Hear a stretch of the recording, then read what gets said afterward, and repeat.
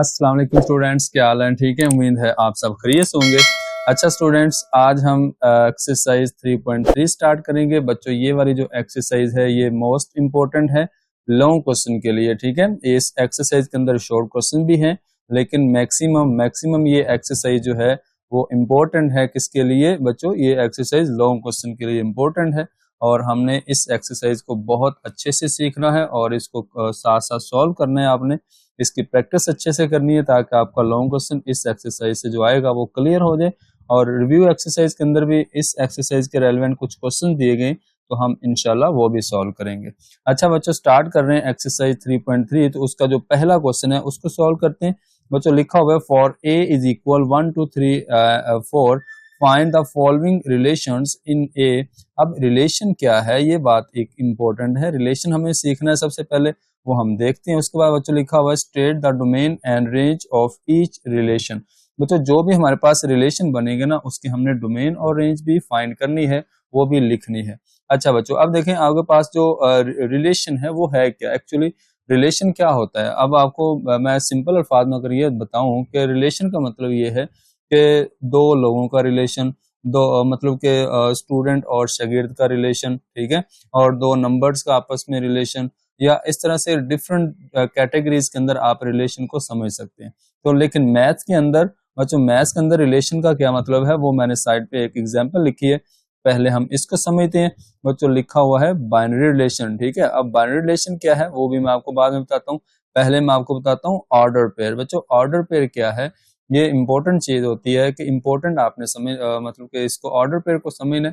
Order pair क्या है बच्चों? ऑर्डर पेयर का मतलब ये है कि अगर आपके पास एक वैल्यू x है, दूसरी वैल्यू आपके पास y है, उसको आपने इस तरह से राउंड ब्रैकेट के अंदर क्लोज कर दिया, तो ये जो मेरे पास एक मतलब वैल्यू लिखी हुई है या जो नंबर लिखा हुआ है या एक्सप्रेशन लिखा हुआ है, इसको हम बोलते हैं ऑर्डर पेयर। अब पेयर का मतलब, पेयर का क्या मतलब होता है? दो वैल्यूज मतलब दो नंबर या दो चीजें, जिसको आप समझ सकते हो पेयर बन गया। ठीक है, और ऑर्डर का मतलब एक स्पेसिफिक मतलब के समझ लें कि एक स्पेसिफिक ऑर्डर के अंदर वैल्यू लिखी हुई है, एक तरतीब से लिखी हुई जो ऑर्डर होगा उसको हम ऑर्डर पेयर बोलेंगे। अब देखें, ऑर्डर पेयर के अंदर हम एक्चुअली नंबर्स को लेते हैं। अब देखें फॉर एग्जांपल मैं लिखता हूँ यहाँ पे 2,3। तो अब बच्चों ये मेरे पास एक ऑर्डर पेयर है। ठीक है, इसमें जो पहली वैल्यू होगी, जो कुछ भी वैल्यू है, जैसी भी वैल्यू है, वो मेरे पास एक्स की वैल्यू होगी। जो दूसरी वैल्यू होगी वो मेरे पास वाई की वैल्यू होगी। ठीक है, इसको हम बच्चों बोलते हैं ऑर्डर पेयर। इसको क्या बोलते हैं? ऑर्डर पेयर बोलते हैं। अच्छा, अब आपका ऑर्डर पेयर कोई भी हो सकता है, बहुत मतलब आप फॉर एग्जांपल 0,1 लिख लें। अब बच्चों, जो 0 है वो x है और जो 1 है वो आपके पास y है। तो ठीक है, तो ये आपके पास एक ऑर्डर पेयर बन जाएगा। अच्छा, अब बच्चों आपने क्या करना है, आपने बाइनरी रिलेशन को समझना है और उसके बाद हमने क्वेश्चन की तरफ जाना है। बच्चों, बाइनरी रिलेशन का मतलब क्या है? बाय का मतलब होता है टू, ठीक है, और रिलेशन का मतलब ताल्लुक होता है। तो इसी का मतलब ये है कि यहाँ पे आप ये समझोगे कि दो चीजों का, दो नंबर्स का, दो लोगों का आपस में जो रिलेशन है उसको बाइनरी रिलेशन बोलते हैं। ठीक है, अब बच्चों हमने मैथ्स के अंदर बाइनरी रिलेशन को कैसे अंडरस्टैंड करना है, ये देखें। आपके पास यहाँ पे ना मैथ्स के अंदर क्या होता है, आपके पास दो सेट दिए गए होते हैं। एक सेट मेरे पास ए है और एक सेट मेरे पास बी है। ठीक है, अब मैंने सेट ए को सेट बी के साथ क्या करना है, इसका बाइनरी रिलेशन बनाना है। ठीक है, तो मैं क्या लिखूंगा, मैं लिखूंगा ए क्रॉस बी मतलब ए मल्टीप्लाई बी। अब बच्चों क्या होगा, अब मैंने जो पहला सेट है मेरे पास ए, उसका जो फर्स्ट एलिमेंट होगा उसको मैंने फिक्स कर लिया। दूसरे सेट के जितने भी एलिमेंट्स हैं उनके साथ 1 बाय 1 करके हमने ऑर्डर पेयर की फॉर्म में लिखना है। बच्चों, मैंने पहले लिखा 1,3, एक ऑर्डर पेयर बन जाएगा। अब मैंने 1 को फिक्स रखा हुआ है, 1 को दूसरी वैल्यू के साथ लिखूंगा, जो दूसरे सेट की दूसरी वैल्यू है, ये मैंने इसको ऑर्डर पेयर की फॉर्म में लिख लिया। अब पहले सेट का दूसरा एलिमेंट फिक्स कर लेंगे, वो मेरे पास 2 है, तो उसको मैं लिखूंगा 2,3। अब मैंने इसी नंबर को फिक्स रख के किसके साथ, दूसरे सेट के दूसरे एलिमेंट के साथ लिख दिया, ये मेरे पास बन जाएगा 2,4। ये बच्चों मेरे पास जो मतलब के ये जो ऑर्डर पेयर्स आए हैं, वो ये टोटल 4 ऑर्डर पेयर्स हैं, 1 2 3 4। ये 4 ऑर्डर पेयर्स तो हैं, लेकिन ये 4 बाइनरी रिलेशंस भी हैं। ये 4 क्या हैं? बाइनरी रिलेशंस हैं। ठीक है, आप इनमें से बच्चों कोई भी एक मतलब के पेयर उठाएंगे। फॉर एग्जांपल मैंने दरमियान वाला पेयर उठा लिया 1,4, अब एक बात याद रखें, ये जो आपके पास एक ऑर्डर पेयर आपने लिया 1,4, इसका जो पहला एलिमेंट होगा वो हमेशा पहले सेट में बिलोंग करेगा। ये देखो पहला सेट मीन के ए सेट में बिलोंग करेगा, और जो दूसरा एलिमेंट होगा वो दूसरे सेट में से बिलोंग करेगा। ठीक है, बात समझ आ रही है ना मैं जो कहना चाह रहा हूँ। तो अगर आपके पास दो सेट हैं, तो अगर उनके आप बाइनरी रिलेशन बनाते हो, तो जो आपके पास उसका एक ऑर्डर पेयर बनेगा, जो एक बाइनरी रिलेशन बनेगा, उस बाइनरी रिलेशन का जो पहला एलिमेंट होगा वो पहले सेट का होना चाहिए, और जो दूसरा एलिमेंट है वो दूसरे सेट का होना चाहिए। ठीक है, तो फिर आपके पास वो बाइनरी रिलेशन बन जाएगा। ठीक है बच्चों, वैसे मैं अगर आपको एक और बात बताऊं, इसका एक और भी नाम है, इसको हम बोलते हैं कार्टेशियन प्रोडक्ट। क्या बोलते हैं? अगर मैं यहाँ पे आपको लिख कर बताऊं, इसको बोलते हैं कार्टेशियन प्रोडक्ट। बच्चों, इसका नाम कार्टेशियन प्रोडक्ट भी है, इसको हम बाइनरी रिलेशन भी बोलते हैं, और ये आपके पास कार्टेशियन प्रोडक्ट भी होता है। ये जो a मल्टीप्लाई b होता है ना, इसको कार्टेशियन प्रोडक्ट भी बोलते हैं। तो याद रहे हमने क्या सीखा, हमने बच्चों बाइनरी रिलेशन बनाना है, तो बाइनरी रिलेशन बनाने के लिए हमारे पास मिनिमम कम से कम दो सेट होने चाहिए। तो जब तक हमारे पास दो सेट नहीं होंगे, तो उनके हम एलिमेंट्स को आपस में उनका पेयर नहीं बना सकते, उनका रिलेशन नहीं बना सकते। ठीक है, तो दो कम से कम आपके पास नॉन एम्प्टी सेट होने चाहिए, और उनके हम एलिमेंट्स को पहले सेट का जो एलिमेंट होगा दूसरे सेट के सारे एलिमेंट्स के साथ हम 1 बाय 1 करके ऑर्डर पेयर की फॉर्म में लिखेंगे, और फिर दूसरा एलिमेंट दूसरे सेट के सारे एलिमेंट्स के साथ लिखेंगे। इस तरह 1 बाय 1 करके जितने भी होंगे हम उसको इस तरह से बाइनरी रिलेशन की फॉर्म में लिख देंगे, तो वो आपके पास बाइनरी रिलेशन बन जाएगा। ठीक है, वो आपके पास ऑर्डर पेयर्स बन जाएंगे। अच्छा बच्चों, अब ये है रिलेशंस। अब उम्मीद है कि आपको रिलेशन की समझ आ गई होगी। अच्छा बच्चों, अब मेरा आपसे क्वेश्चन ये है कि अब आपका जो क्वेश्चन नंबर 1 है ना, इसमें आपको एक सेट ए दिया गया। अब आपको जब भी बाइनरी रिलेशन बनाने हैं, जब भी रिलेशंस बनाने हैं, तो आपको दो सेट चाहिए। ठीक है, मैक्स कितने सेट चाहिए? कम से कम दो सेट चाहिए। तो आपने क्या किया, आप जरूरी नहीं है कि आपके पास दो डिफरेंट सेट होने चाहिए, ए और बी की फॉर्म में होने चाहिए या एक्स और वाई की फॉर्म में होना चाहिए। आपके पास कोई भी दो सेट हो सकते हैं। मतलब ए है तो ए को मैंने ए के साथ ही ले लिया, दो सेट बनाने हैं तो मैंने ए को ही ए के साथ क्या कर दिया, मल्टीप्लाई कर दिया, और ए सेट ये आ गया मेरे पास, दोबारा से ए सेट की वैल्यू मैंने लिख ली। तो ये मैंने क्या कर लिया, एक मतलब कि इसको कार्टेशियन प्रोडक्ट की फॉर्म में लिख लिया। और अब हमने इनको करना है आपस में रिलेशंस बनाने हैं। तो रिलेशन बनाने के लिए क्या करेंगे, एक और मैं आपको सिंपल तरीका बता देता हूँ। बच्चे, आपके पास सेट ए जो है उसके अंदर कितने एलिमेंट्स हैं? 4। सेट बी के अंदर कितने एलिमेंट्स हैं? 4। क्योंकि एक जैसा सेट है, ए मल्टीप्लाई ए है, उसके एलिमेंट्स भी एक जैसे होंगे। बच्चों, 4 को 4 से मल्टीप्लाई करेंगे, क्या होगा? 16। इसके टोटल 16 बाइनरी रिलेशंस बनेंगे, मतलब टोटल 16 ऑर्डर पेयर्स बनेंगे। ठीक है, याद रखना इस बात को। ये देखें हम बनाएंगे यहाँ पे। तो सबसे पहला काम क्या करना है, मैंने यहाँ पे ए मल्टीप्लाई ए लिखा, और इसको लिख लेते हैं। अब बच्चों, पहला सेट का जो पहला एलिमेंट है उसको हमने फिक्स कर लिया, दूसरे सेट के सारे एलिमेंट्स के साथ 1 बाय 1 करके हमने इसको ऑर्डर पेयर की फॉर्म में लिखना है। ठीक है, ये लो 1,1 और 1,2 ये आपके पास आ जाएगा। अब आपने लिखना है 1,3। ठीक है, उसके बाद बच्चों आपने लिखा इसको 1,4 1,4, तो ये आपके पास आ जाएगा 1,4। उसके बाद बच्चों लास्ट पे नेक्स्ट देखें, दूसरा एलिमेंट फिक्स करेंगे पहले सेट का, उसको दूसरे सेट के सारे एलिमेंट्स के साथ हम 1 बाय 1 करके लिखेंगे। अब 2 को मैंने 2 के साथ लिखना है। ठीक है, ये मैंने 2 को 2 के साथ लिखा। अब मैंने 2 को 3 के साथ लिखना है। अब मैंने 2 को 3 के साथ लिखने के बाद 2 को मैंने लिखना 4 के साथ। ये लो जी, ये मैंने 2 को किसके साथ लिख दिया? 4 के साथ लिख दिया। अच्छा, अब बच्चों क्या करना है, नेक्स्ट आपने 3 सिलेक्ट करना है। अब आपने 3 को किसके साथ लिखा? 1 के साथ। ये लो जी, मैंने 3 को किसके साथ लिखा? 1 के साथ। अब मैंने 3 को किसके साथ लिखना है? 2 के साथ लिखना है। अब बच्चों मैंने 3 को किसके साथ लिखना है? 3 को 3 के साथ लिखा। अब मैंने 3 को 4 के साथ लिखना है। ये मैंने लिख दिया 3 को 4 के साथ। ठीक हो गया। अच्छा, अब लास्ट पे बच्चों एक एलिमेंट बच गया पहले सेट का, जिसको हमने दूसरे सेट के सारे एलिमेंट्स के साथ 1 बाय 1 करके लिखना है, वो 4 है। तो मैं 4 को 1 के साथ लिखूंगा। तो चले, मैंने इसके आगे ही लिख दिया, मैंने यहाँ पे चले लिख देता हूँ। चले, इसको मैं 1 मिनट के लिए रिमूव कर देता हूँ। इसके बाद बच्चों मैंने लिखा इसको 4,1। उसके बाद बच्चों मैंने 4,2 लिखा। ठीक है, उसके बाद मैंने 4,3 लिखा, और फिर मैंने 4,4 लिखा। ये मैंने इसके टोटल ऑर्डर पेयर्स बना लिए, कंप्लीट मैंने इसके रिलेशंस बना लिए। अच्छा, अब बच्चों आपने क्या करना है, नेक्स्ट देखें, जरा गौर कीजिएगा, बहुत मजेदार बहुत आसान क्वेश्चन है, आप लोगों ने इसको अच्छे से एंजॉय करना है। ये देखिएगा, आपने इसको ये दोबारा से आपने एक करली ब्रैकेट लगानी होती है जो कि एक सेट को रिप्रेजेंट करती है। ये a मल्टीप्लाई a जो है ये आपके पास एक कार्टेशियन प्रोडक्ट है, ये आपके पास एक सेट है, एक्चुअली उसके अंदर हमने सारे बाइनरी रिलेशन बना लिए। अच्छा बच्चों, अब देखिए हमें करना क्या है। अब हमें करना ये है कि आपको ना ये टोटल 4 बाइनरी रिलेशन बताए गए क्वेश्चन के अंदर, टोटल 4 क्या दिए गए, बाइनरी रिलेशन बताए गए, और आपने क्या करना है, ये चारों रिलेशन को सॉल्व करना है। किसको यूज करके, आपने ये जो रिलेशन बनाया ना यहाँ पे ऑर्डर पेयर्स बनाए, इसको यूज करके। जो पहला है मैंने आपके सामने लिखा हुआ है बच्चों, फर्स्ट वाला आपके सामने ये है, आपसे कहा गया कि x, y। अब आपको देखें x, y ये बता रहा है कि हमें इस तरह के ऑर्डर पेयर चाहिए, x, y का मतलब ऑर्डर पेयर हमें इस तरह के चाहिए। तो ये जो सीधी लाइन होती है इसको हम बोलते हैं सच that y is equal x। बच्चों y और x जो है वो आपस में इक्वल होने चाहिए। तो जितने भी ऐसे ऑर्डर पेयर्स हैं जिसमें x और y की वैल्यू एक जैसी है उसको हम यहाँ पे लिख लेंगे। अब देखिए कौन कौन से हैं जो एक जैसे हैं।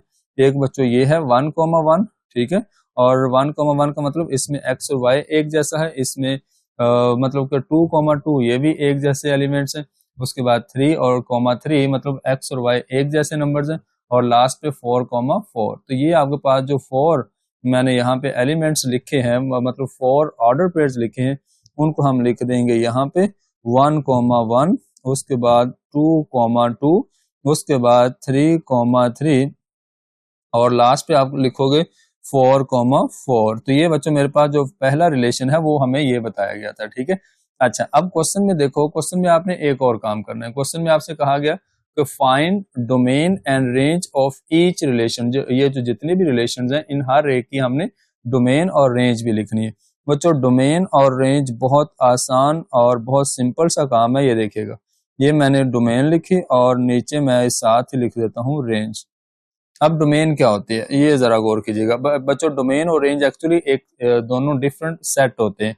तो एक सेट होता है डोमेन का सेट बच्चों, वो होता है जो आपके पास बाइनरी रिलेशंस आए हैं ना, जो आपने मतलब बाइनरी रिलेशन लिखे हैं, उनकी जो फर्स्ट वैल्यू होगी उसको हम बोलते हैं डोमेन, ठीक है। तो मैं फर्स्ट वैल्यू को यहाँ लिख दूंगा 1, 2, 3, 4, तो ये मेरे पास बन जाएगी डोमेन। और जो बच्चों रेंज होती है ना, जो आपने रिलेशंस लिए ना, जो उनकी दूसरी वैल्यू होती है, मतलब कॉमे के बाद वाली वैल्यू जितनी भी है वो सबको हम यहाँ पे लिख देंगे, वो आपके पास क्या बन जाएगी, इसकी रेंज बन जाएगी। और यहाँ पे दोनों एक जैसे डोमेन और रेंज बन जाएगी क्योंकि आपके पास एक्स और वाई की वैल्यू एक जैसी है। तो ये बच्चों आपका फर्स्ट वाला पार्ट कंप्लीट हो जाएगा। नेक्स्ट है सेकंड पार्ट। अब बच्चों आपको सेकंड पार्ट के अंदर ये कहा गया है कि हमने इस तरह के ऑर्डर पेयर लेनी है x, y, इस तरह के ऑर्डर पेयर लेनी है such that y plus x is equal to 5।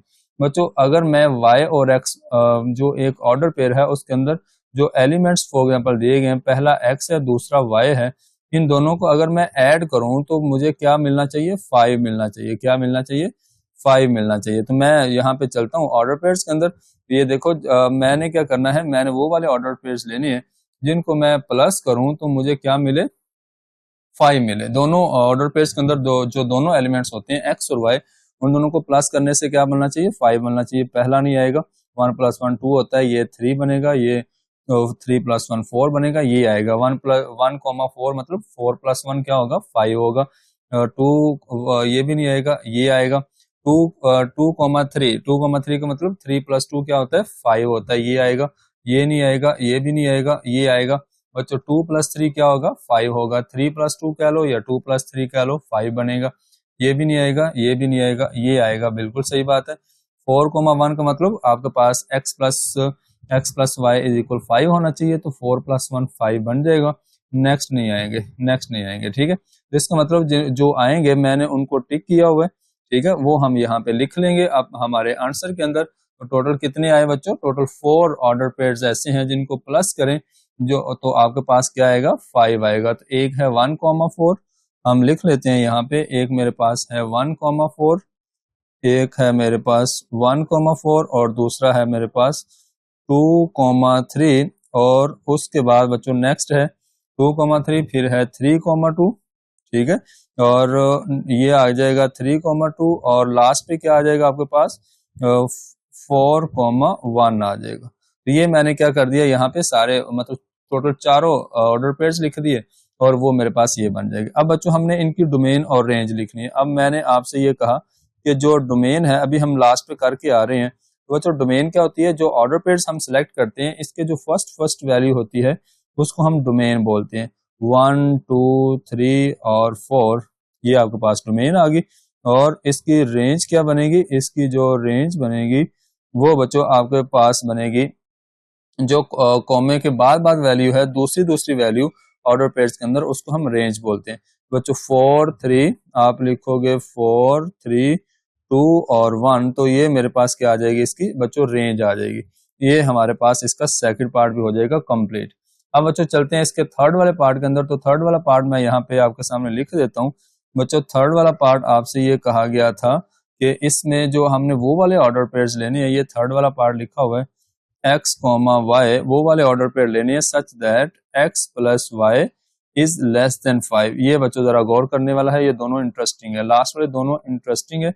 कैसे इंटरेस्टिंग है ये देखिएगा बच्चों। आपने वो वाले ऑर्डर पेयर्स लेने हैं इसमें जिसमें x और y दोनों को प्लस करें, तो मतलब ऑर्डर पेयर के अंदर जो दोनों एलिमेंट्स हैं x और y उन दोनों को प्लस करेंगे तो आपके पास 5 से छोटा नंबर बनना चाहिए। मतलब अब देखो ना, ये इनइक्वालिटी है, इनइक्वालिटी का जो मुंह है वो ओपन है 5 की तरफ, तो जिस साइड पे इनइक्वालिटी का मुंह ओपन होता है वो वैल्यू बड़ी होती है, तो मतलब 5 आना चाहिए, मतलब 5 से बड़ा आना चाहिए। एक्स प्लस वाई करने से आपका आंसर क्या आना चाहिए, लेस होना चाहिए 5 से, आप ये समझ लें, ठीक है। ये आपके पास इधर लेस आना चाहिए और ग्रेटर देन 5 होना चाहिए। अच्छा जी, अब बच्चों देखिए करना क्या है। अब आप क्या कर लो, 1 + 1 2 होता है, ये आएगा क्योंकि ये 5 से छोटे नंबर बनेंगे, इनका प्लस करने से। 1 + 1 2 होता है, 1 + 2 3 होता है, ये भी 5 से छोटा नंबर आएगा। 1 + 3 4 होता है, ये भी आपके पास क्या आएगा, 5 से मतलब के छोटा नंबर है, ये भी आएगा। और 1 + 4 ये नहीं आएगा, ये तो 5 बन जाएगा, ये तो इक्वल टू 5 बन जाएगा। उसके बाद ये नहीं आएगा, उसके बाद जो नहीं आएगा मैं उसको छोड़ रहा हूँ। अच्छा बच्चों 2, 1 मतलब 2 + 1 3 ये आएगा, और ये भी आएगा 2 + 2 4। उसके बाद ये नहीं आएगा, 2 + 3 5 होता है, हमें 5 से छोटा नंबर चाहिए। उसके बाद ये भी नहीं आएगा। उसके बाद ये आएगा 3 + 1 4 होता है, ठीक है। उसके बाद 3 + 2 5 ये भी नहीं आएगा। उसके बाद ये भी नहीं आएगा और ये भी नहीं आएगा, ठीक है। 3 + 3 6 होता है, हमें 5 से छोटे नंबर चाहिए, तो बाकी आगे कोई भी नहीं आएंगे। तो टोटल बच्चों आपके पास ये बाकी जितने भी एलिमेंट्स हैं सारे, आप अगर इनको प्लस करोगे आपस में, वो 5 से बड़ी वैल्यू बनेगी, हमें 5 से छोटी वैल्यू चाहिए। अच्छा टोटल आपके पास कितने आएंगे, ये 6 आएंगे। तो मैं इनको यहाँ पे लिख लूंगा, मैं इनको लिखूंगा यहाँ पे इस तरह से इक्वल लगा के। बच्चों आप सबसे पहले लिख लोगे 1,1, उसके बाद लिख लोगे 1,2, उसके बाद लिख लोगे 1,3, उसके बाद बच्चों आप लिखोगे 2,1, उसके बाद आप लिख लेंगे 2,2, जितने भी बनेंगे ये सारे लिख लेंगे। उसके बाद लास्ट में हम लिख लेंगे 3,1, ये हम लिख लेंगे। अच्छा बच्चों अब हमने क्या करना है, इनकी डोमेन और रेंज लिखनी है, ठीक है। हम लिखेंगे इनकी डोमेन और रेंज लिखेंगे। तो हम लिखेंगे यहाँ पे बच्चों डोमेन क्या होती है, जो आपके पास एलिमेंट्स आते हैं उनकी जो समझ लेके फर्स्ट वैल्यू है वो डोमेन होती है। अब बच्चों यहाँ पे 1 1 1 2 2 एंड 3। अब बच्चों 1 आपका 3 दफा रिपीट हो गया, तो हम 1 को 1 टाइम लिखेंगे, ठीक है। तो आपने 1 को 1 टाइम लिखा। उसके बाद 2 भी आपका 2 दफा आ गया, तो हम 2 को भी 1 टाइम लिखेंगे, और यहाँ पे 3 भी एंड पे 1 टाइम लिखेंगे। तो मतलब ये है कि हमने रिपीट नहीं करना, सेट के अंदर बच्चों वैल्यू को हम रिपीट नहीं कर सकते। अगर रिपीट करेंगे तो आपके पास सेट नहीं बन सकता। अगर डोमेन के एलिमेंट्स रिपीट हो रहे हैं तो आप उनको 1 टाइम लिख दें, ठीक है। और रेंज के अंदर भी सेम इसी तरह से, अगर रिपीट होते हैं तो आप उसको 1 टाइम लिखेंगे। बच्चों ये आएगा 1 2 3, आप लिखोगे 1 2 3। उसके बाद 1 2 1 आ गया, तो ये हम पहले लिख चुके हैं, 1 भी पहले लिख चुके हैं, 2 भी पहले लिख चुके हैं, 1 दोबारा पहले लिख चुके हैं। तो इसका मतलब हम इसको इतना ही रखेंगे, और ताकि आपके पास डोमेन और रेंज का जो एलिमेंट्स हैं वो रिपीट ना हो, ठीक हो गया। अच्छा बच्चों लास्ट पे क्या है, लास्ट पे फाइनल हमारे पास 4 वाला पार्ट है, इसको हम सॉल्व करते हैं। इसमें देखें आपके पास ऑर्डर पे इस तरह के आने चाहिए x, y such that x plus y greater than 5। अब बच्चों आपने x और y को मतलब ऑर्डर पेयर के अंदर जो एलिमेंट्स दो दिए गए उनको प्लस करेंगे तो आपके पास क्या आंसर आना चाहिए, आपके पास 5 से बड़ा आंसर आना चाहिए। ठीक है, अब इनइक्वालिटी का मुंह जो है वो x प्लस वाई की तरफ ओपन है, तो इसका मतलब x प्लस वाई करने से हमारा आंसर बड़ा आना चाहिए, 5 से बड़ा आना चाहिए। चलें चेक कर लेते हैं कौन कौन से ऐसे ऑर्डर पेयर्स हैं जिनको हम प्लस करें उनके अंदर जो एलिमेंट्स लिखे हुए हैं आपके पास 5 से बड़ा आंसर आएगा। तो चलें पहला ये तो नहीं आएगा, ये भी नहीं आएगा। चलें मैं अगर आपको इसको इस तरह से बताऊं तो पहला भी नहीं आएगा, दूसरा भी नहीं आएगा, ये भी नहीं आएगा। ये आपके पास कोई ये आएगा पहला, मतलब कि 2 + 4 कितना होता है 6, ये आएगा। ठीक है, उसके बाद 3 + 1 नहीं आएगा, उसके बाद ये भी नहीं आएगा। 3 + 2 5 होता है, हमें 5 से समझ लो बड़ी वैल्यू चाहिए। अब ये आएगा 3 + 3 6 होता है, ये भी आएगा 3 + 4। उसके बाद बच्चों 4 + 1 नहीं आएगा, 4 + 2 6 आएगा, ये भी आएगा और ये भी आएगा। बच्चों जो नहीं आएंगे मैं उनको यहाँ पे कट कर रहा हूँ और जो आएंगे मैं सिर्फ उन्हीं को शो करूंगा, तो टोटल ये भी 6 बनेंगे। ठीक है, तो बच्चों आप लिख दोगे 2,4, आप ये सारे यहाँ पे लिखोगे, आप लिखोगे 2,4, उसके बाद आप लिखेंगे 2,4 3,3 3,4 3,3 3,4 और बच्चों लास्ट पे क्या आएगा, और 3,4 के बाद आपके पास 4,2 आएगा, 4,2 4,3 और लास्ट पे 4,4 भी आएगा, 4,3 और लास्ट पे क्या आएगा बच्चों आपके पास, लास्ट पे आपके पास आ जाएगा 4,4 आ जाएगा। ये आपने बाइनरी रिलेशन बना लिया। अब हमने क्या करना है, इनकी डोमेन और रेंज बतानी है।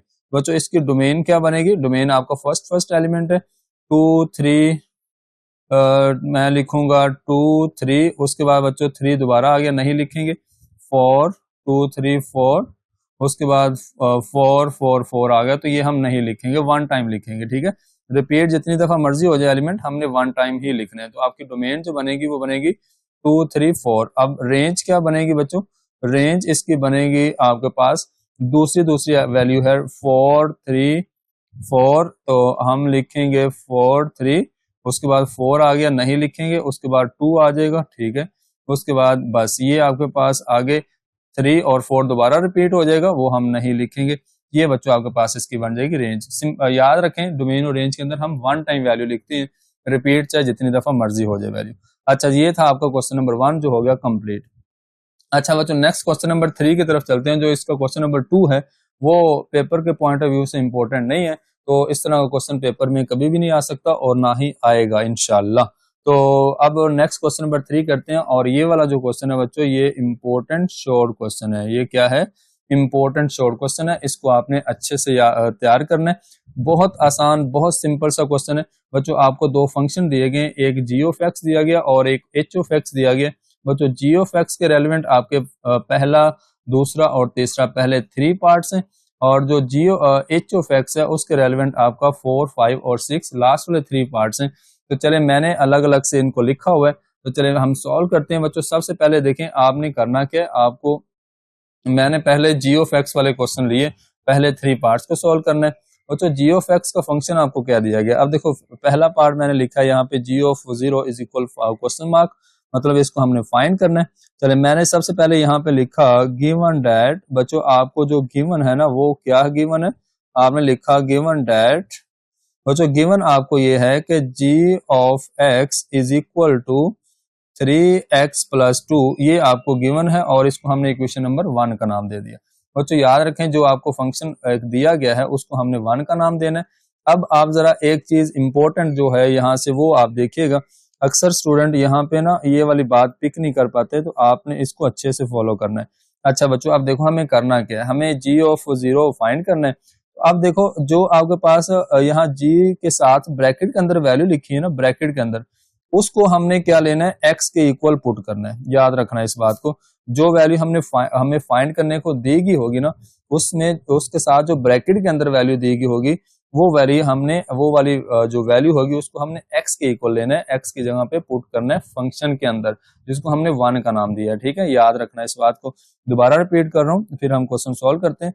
बच्चों जो वैल्यू हमने फाइंड करनी होगी तो आपने क्या करना है, उसके साथ ब्रैकेट के अंदर जो वैल्यू दी गई होगी उसको हमने पुट करना है एक्स के इक्वल, ठीक है। उसको हमने किसके इक्वल पुट करना है, एक्स के इक्वल। हमने लिखा पुट एक्स इक्वल 0 इन 1, 1 का मतलब ये जो फंक्शन 1 है उसको उसके अंदर पुट करना है।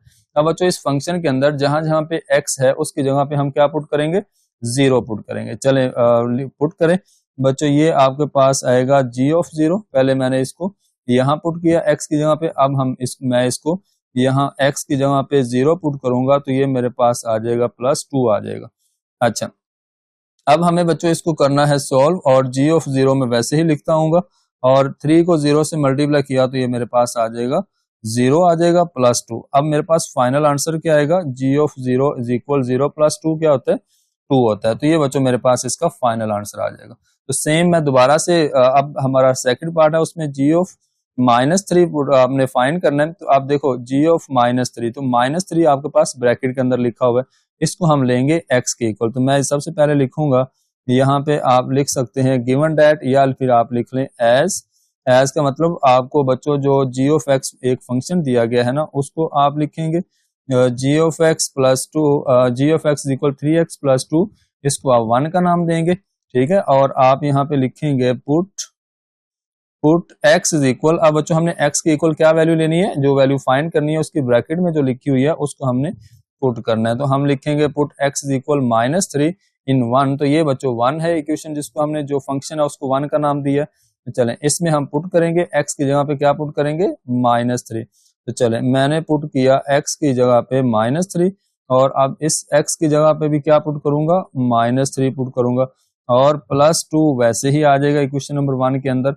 अच्छा, ये बच्चों g ऑफ -3 तो हमने फाइंड करना है, तो -3 को 3 से मल्टीप्लाई किया तो -9 +2 वैसे ही आ जाएगा। अच्छा, अब आप क्या करेंगे, -2 प्लस -9 + 2 क्या होता है बच्चों, ये -7 होता है, ठीक है। तो ये आपके पास क्या आ जाएगा, इसका फाइनल आंसर आ जाएगा, ठीक है।